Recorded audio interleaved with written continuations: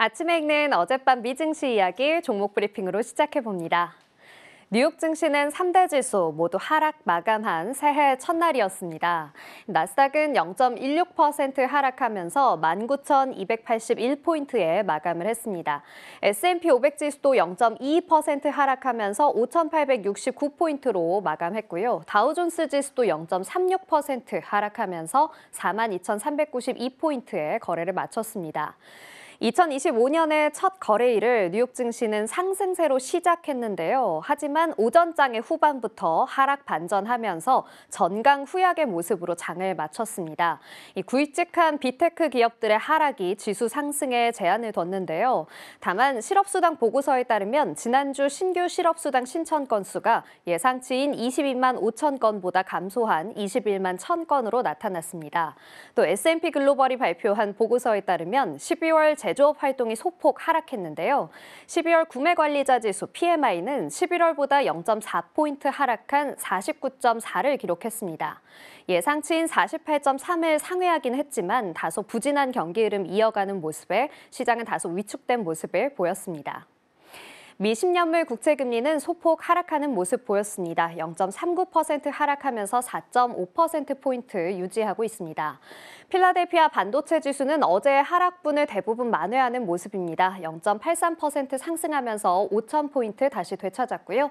WTI는 1.97% 상승하면서 배럴당 73.11달러에 거래되고 있습니다.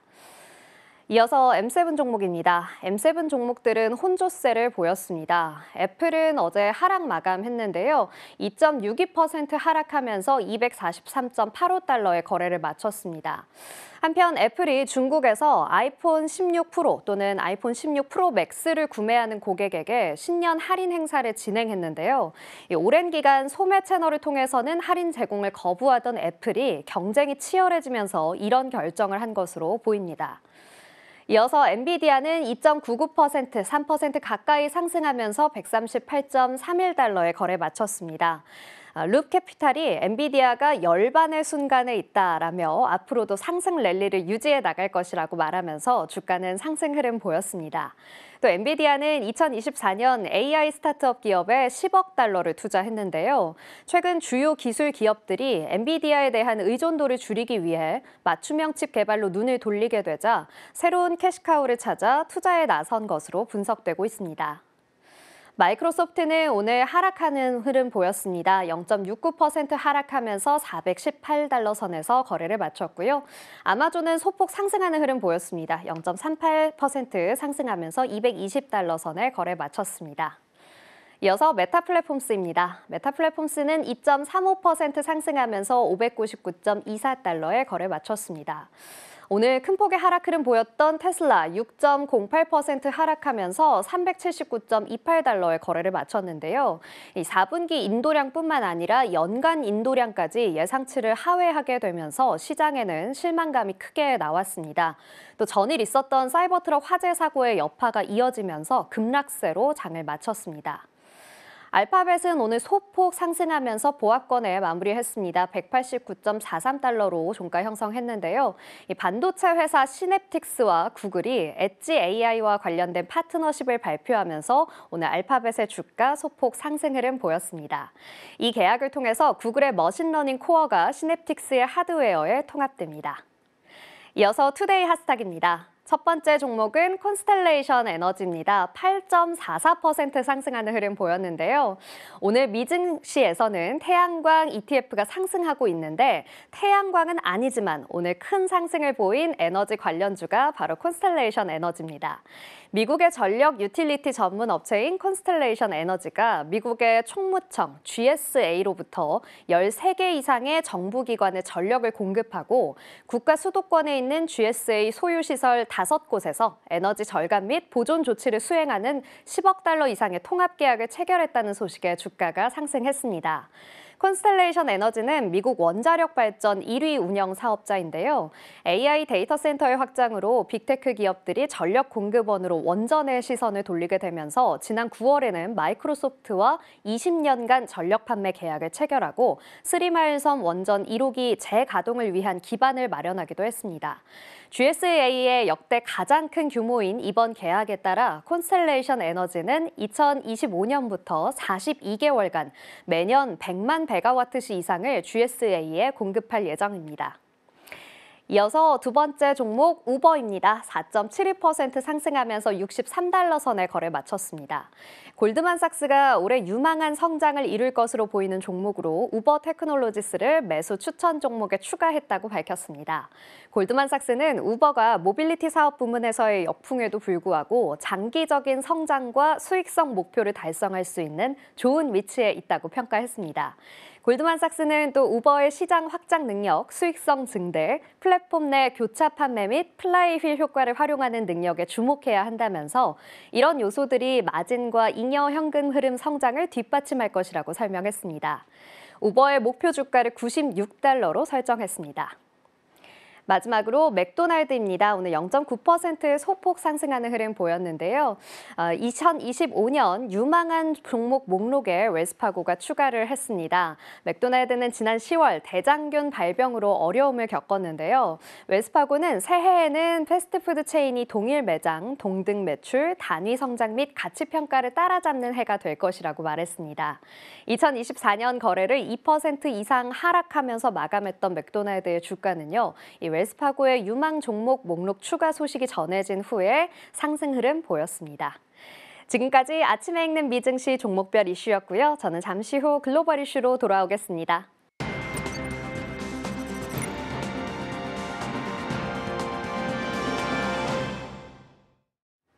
오늘 아침 빼놓을 수 없는 글로벌 이슈 쉽게 읽어드립니다. 아침에 읽는 어젯밤 미증시 이야기, 어떤 이슈들이 있었는지 함께 살펴보겠습니다. 첫 번째 소식입니다. 미국 전기차 업체 테슬라의 지난해 연간 차량 인도량이 발표됐습니다.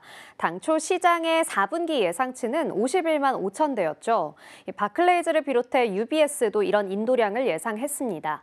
하지만 뚜껑을 열어보니 테슬라의 4분기 차량 인도량은 49만 5천 대로 시장에 실망감을 안겨주었습니다.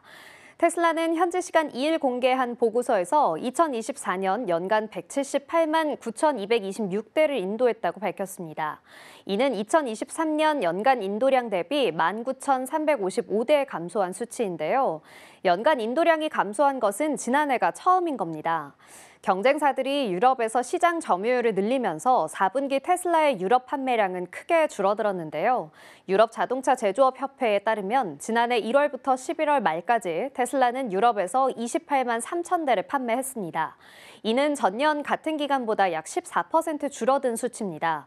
유럽뿐만 아니라 중국에서의 판매도 압박을 받고 있습니다. 모델 Y의 판매량이 시장 성장성을 따라가지 못하고 있다는 분석인데요. 작년 11월까지 모델 Y의 판매량이 약 5% 늘어난 데 반해 중국 내 전체 전기차 판매량은 8% 증가했습니다. 차량 인도량이 시장 기대에 미치지 못하면서 새해 첫 거래일인 이날 뉴욕 증시에서 비교적 큰 폭의 하락세를 나타냈습니다. 다음 소식입니다. 암호화폐는 투자자들의 낙관적인 전망이 시장에 다시 반영되면서 최근의 하락세에서 벗어나 올해 첫 거래일부터 상승세를 보였습니다.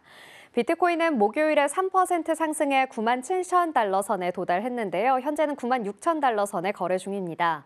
1월 1일 거래일을 기준으로 새해 수익률은 약 4%에 달했습니다. 더 광범위한 암호화폐 시장을 측정하는 코인데스크 20 지수는 4% 상승했습니다. 암호화폐 주식 코인베이스와 마이크로스트래티지는 각각 4%와 5%가량 상승했습니다. 2025년 주요 기관들의 예상치를 살펴보면 코인쉐어스는 비트코인의 가격을 15만 달러까지 상승할 것으로 내다봤고 장기적으로는 비트코인이 금시장 점유율의 25%를 차지할 것이라고 이야기했습니다. 갤럭시 디지털도 4분기에 18만 5천 달러를 달성할 수 있다고 전망했고 매트릭스 포트는 ETF 수요 또한 추가 확대 가능할 것으로 봤습니다. 스탠다드 차타드는 기관 자금 유입 속도가 24년도를 능가할 것이라고 보면서 무려 20만 달러까지 가격이 상승할 것이라고 전망했습니다. 한편 로이터 통신은 뉴욕 맨해튼의 남부 연방지법 심리에서 스테이블 코인인 테라와 루나 사태의 핵심 인물 권도형이 자신의 사기 혐의를 부인했다는 보도를 내기도 했는데요. 변동성이 이어지는 장세에 지속되고 있지만 최고점 경신이라는 소식도 있었던 만큼 앞으로의 가상화폐 가격도 살펴보시기 바랍니다. 다음 소식입니다. 우크라이나가 새해 첫날 여러 유럽 국가로의 러시아 가스 공급을 중단했다고 밝혔습니다. 이로써 모스크바가 수십 년간 유지해온 유럽 에너지 공급에 종지부를 찍게 됐습니다. 러시아의 국영 에너지 대기업인 가즈프롬은 우크라이나를 경유하여 유럽으로 공급하는 가스 수출이 수요일 오전 8시경 중단됐다고 확인했습니다. 이렇게 지난 5년간의 협정이 종료됐고 양측 모두 전쟁이 지속되는 와중에 새로운 협정을 맺을 의향은 없는 것으로 보입니다. 블로디미르 젤렌스키 우크라이나 대통령은 지난달 키이우가 러시아 가스 운송을 연장할 준비가 되어 있지 않았다고 말하면서 가스 공급 중단을 예고했는데요. 1991년부터 우크라이나 파이프라인을 통해 유럽으로 가스를 수송해온 러시아는 유럽 연합 국가들이 공급 변화로 인해 가장 큰 피해를 볼 것이라고 말합니다. 모스크바는 여전히 러시아와 헝가리, 세르비아, 터키를 연결하는 투르크 스트림 파이프라인을 통해 가스를 보낼 수 있습니다. 이번 가스 공급 중단으로 우크라이나는 러시아로부터 연간 최대 10억 달러의 운송료를 받던 것에 손실을 입게 됐고 가즈프롬은 가스 판매로 벌어들였던 50억 달러에 가까운 매출에 손실을 입을 것으로 예상됩니다. 이유는 가스 운송 협정 종료로 가장 큰 영향을 받는 EU 회원국들과 협력해 대비하고 있다고 밝혔습니다. 다음 소식입니다. 미국 금융가의 기후변화 대응 역주행 조짐이 뚜렷하게 나타나고 있습니다.